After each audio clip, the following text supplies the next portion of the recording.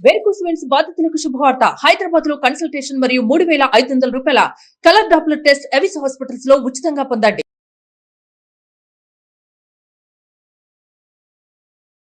నమస్తే రమగారు. నమస్తే జయ. రమగారు, దేవి నవరాత్రులు మొదలైన తర్వాత అమ్మవారికి ప్రతిరోజు ఒక అలంకరణ ఉంటుంది. వాటితో పాటు నైవేద్యం కూడా ఏ రోజుకు ఆ రోజు ప్రత్యేకించి నైవేద్యాలు చేసుకుంటాం కదా. ఈ నైవేద్యాల గురించి, ఎలాంటి నైవేద్యాలు పెట్టుకోవాలి, ఏ రోజు ఎలా చేసుకోవాలి, ఈ విధానం గురించి ఒక్కసారి డిస్కస్ చేద్దామండి.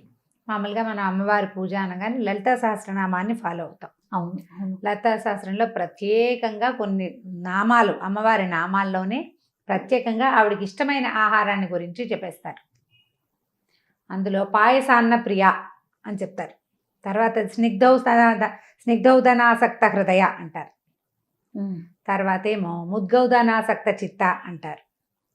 దాంతోపాటు ఇంకా ఉన్నాయి పేర్లు. దధ్యన్నాసక్త హృదయ, ఎన్ని పదార్థాలు ఉన్నాయి చూడు.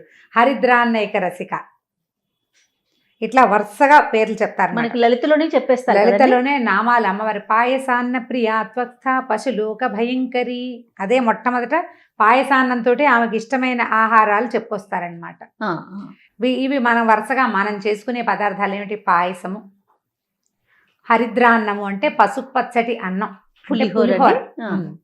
ముద్గౌదనం అంటే మనం కట్టి పొంగలి, పెసలు వేసి ఉండేది. స్నిగ్ధౌదనం అంటే ఏమో నెయ్యి వేసిన అన్నం.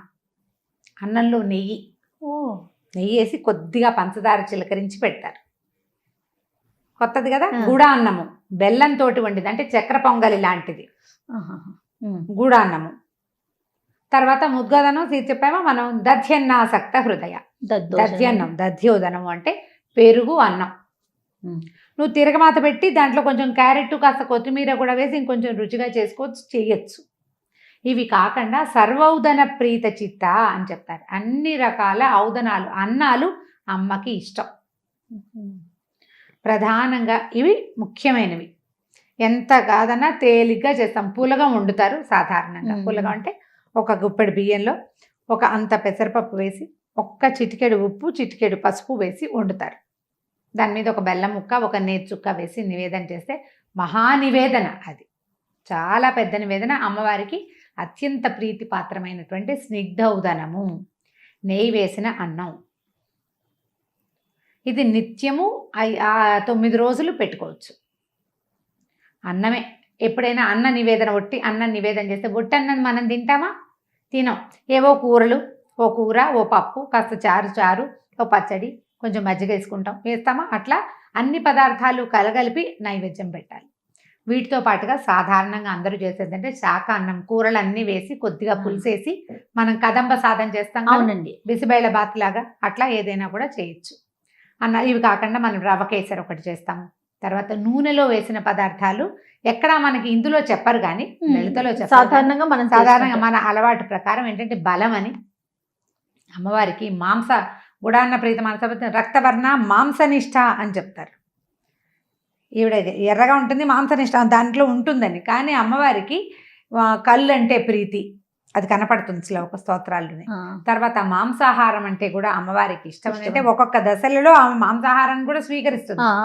అవే ఉండేవాళ్ళు, అవే పెట్టగలిగేవాళ్ళు అది పెడతారు. అంటే ఎక్కువ శక్తివంతమైన ఆహారంగా భావిస్తారు.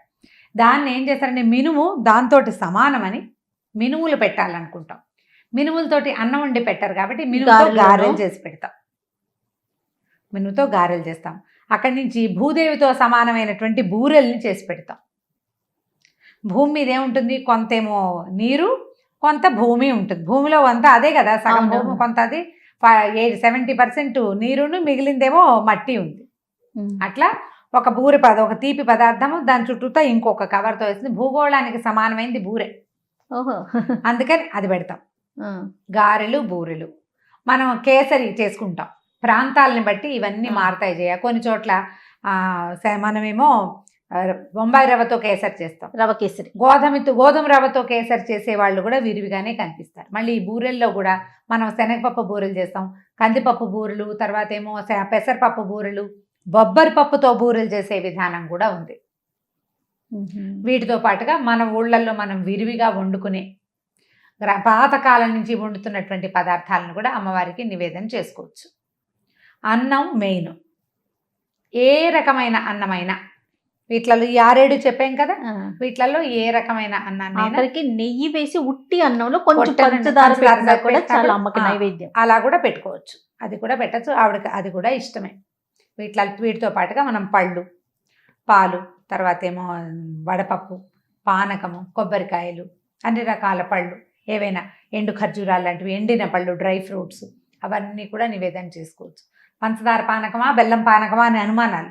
మన ఇళ్లలో ఏది అలవాటు ఉంటే అది ఎలాగైనా పెట్టచ్చు. పంచదార పానకం పెడతాం, పటిక బెల్లం పానకం పెడతారు, బెల్లం పానకం పెడతాం.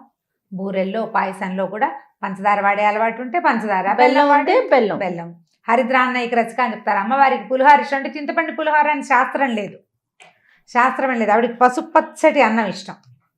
ఆ పసుపచ్చ అన్నంలో నువ్వు చింతపండు వేయి, నిమ్మకాయ వేయి, మామిడికాయ వేయి, దెబ్బకాయ వేయి, నారింజకాయ వేయి, ఏదైనా వేయి, అందులో ఆవు పెట్టు పెట్టకపో, పులిహోర ప్రధానం. పసుపు రంగు అన్నం అట్లా కనపడితే ఆవిడకి ఇష్టంగా ఉంటుంది. చక్కగా వండుకోవటం, పెట్టడమే. ఏదైనా పెట్టచ్చు, ఏదైనా చెయ్యొచ్చు. మనం వంట వండుకోగలిగి చేసుకోగలిగితే చేయటం. సాధారణంగా ఏంటంటే కొంచెం సేమియాలు, సగ్గుబియ్యము ప్రసాదాలకి కొద్దిగా తక్కువ వాడుకుంటారు, తయారు చేయబడిన వస్తువుగా భావిస్తారు. అలవాటు ఉంటే అది కూడా పెట్టచ్చు. కొన్ని దేవాలయాల్లో కూడా సేమియాలు, సగ్గుబియ్యాలు పెడతారు, నార్త్ ఇండియా అంతా. వాళ్ళకి తప్పులేదు. మన దగ్గర అట్లా బ్రాహ్మణుల్లోనే ఈ నియమం ఎక్కువగా ఉంటుంది, మిగిలిన వాళ్ళకి ఆ నియమం ఏమీ లేదు. మీకు ఏది అలవాటు ఉంటే అది, భక్తి ప్రధానం. ఏది కుదిరితే అది. నేను ఒకసారి ఏదో ఎక్కడికి వెళ్ళామో మర్చిపోయాను. నేను ఒక ప్లేస్కి వెళ్తే మసాలాలు లేని బిర్యానీ ఉంది అమ్మవారి నైవేద్యం. ఉల్లిపాయలు లేవు, వెల్లుల్లి లేదు. ఇవి వేశారు, ఏవి మన దాల్చిన చెక్క, లవంగాలు అన్నీ వేశారు. ఉల్లిపాయ, వెల్లుల్లిపాయ వేయలేదు. గుమగుమలాడుతోంది అన్నం. అది నివేదన చేశారు. మిరియాలు, దాల్చిన చెక్క, లవంగాలు, ఏలక్కాయలు అవి వేసి కూరగాయలు అన్నీ వేసి బియ్యం పోసేసి నీళ్ళు పోసేశారు. ఉల్లిపాయ లేదు, వెల్లుల్లిపాయ లేదు లేకుండా.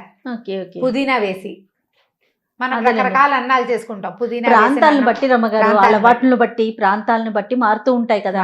వాంగి బాత్ అవి చేస్తారు కదా, అవి కూడా పెడతారు. ఉల్లిపాయలు లేకుండా పెడతారు. కొన్ని చోట్ల ఉల్లిపాయలు కూడా ఆ నియమం కూడా ఉండదు. అయితే మన ప్రాంతాల్లో ఏంటంటే అమ్మవారికి నివేదనలు అనగానే వెల్లుల్లి ఆ రోజు మనం ఇళ్లలో వాడకుండా అట్లా ఉంటాం, వాటిని వర్జించాలనే భావం ఉంటుంది మనకి. ఆ వర్జించేసి మిగిలినవి ఏవైనా పెట్టుకోవచ్చు. ప్రధానంగా నిత్యము కొంచెం అన్నం నివేదన చేయటం చాలా విశేషమైనది. అన్నంలో మీరు పప్పు కూర ఏమైనా వండుకుంటే అవి పెట్టచ్చు. ఆ అవకాశం లేకపోతే కనుక నెయ్యి వేసి ఒక బెల్లం ముక్క పెట్టి నివేదన చేయండి. అత్యద్భుతమైన నివేదన, అన్న నివేదన. అది వేస్ట్ చేయకుండా చక్కగా ఉపయోగించుకోండి. తప్పకుండా ఎవరికైనా పెట్టండి. ఇన్ని చేయలేమండి, మాకు ఈజీగా ఉంటుంది, పళ్ళే పెడతామంటే మహత్తరంగా పెట్టండి. చేయకపోతే కుదరదన్న నియమం లేనే లేదు.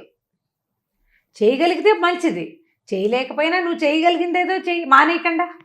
అదే కదా మన సనాతన ధర్మం చెప్తా ఉంది కదా. ఏదైనా సరే నువ్వు చేయగలిగింది ఏదైనా చెయ్యి, ఇదే చెయ్యాలన్న నియమం లేదు. అవన్నీ చేయగలిగితే బాగుంటుంది అంతే.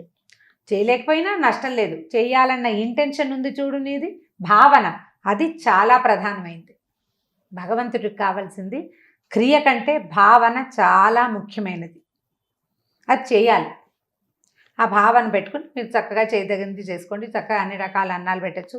కట్టె పొంగలి, చక్కెర పొంగలి చేయొచ్చు. రవ్వతోటి చేసే పొంగలి అది కూడా పెట్టుకోవచ్చు.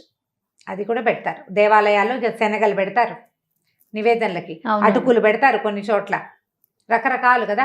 అల్లం వేసిన గారెలు, తర్వాత ఏమో అల్లం లేకుండా ఒట్టిగా వేసిన గారెలు, తీపి గారెలు, తీయటి బూందీ, శనగ పిండితో చేసిన బూందీ, లడ్డూలు శనగపిండితో చేసినవి. ప్రాంతాలను బట్టి మారితే ఏవి ఓపుకుంటే అవి ప్రతిరోజు నిత్యము ఆరాధన, నమస్కారం చేసుకోవటం, ఏదైనా చదువుకోవటం. ఆ సమయానికి అమ్మవారి దగ్గర సన్నిధిలో చక్కగా కూర్చోవటం, స్థిమితంగా కూర్చుని మీకు చేతనైన నైవేద్యం పెట్టుకోండి. ఏది చేసినా పర్వాలేదు. తప్పకుండా గారు. నమస్తే. నమస్తే.